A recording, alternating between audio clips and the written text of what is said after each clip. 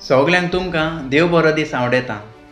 हांव Christopher DISE गांवांत वेली Konkani उलोय London फुलोय आवाज कम्युनिटी रेडिओ सावथहॅम्पटन UK तुमच्या मुखार दवरता एक कविताचें नांव जावन आसा तूं।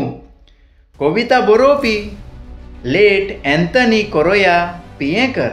तो सुरू करता म्हजी कविता तूं म्हज्या एकसूरपणांक सांगात दिवंक म्हज्या काळजांतल्या घोंटेरांत बिराड करूंक देव भिरांतीचो घोरा बोगडूंक राजी आसल्यार मोगाचो येवकार तुका मोनेपणान ओगी रावल्यार तुज्या मनांतलें गुपीत दवरल्यार तूं तुकाच फटोवन घेतेलें मदींच आनीक कोणूय आयल्यार तुजो जागो ताणें घेतल्यार निराशी जावन फसतेलें।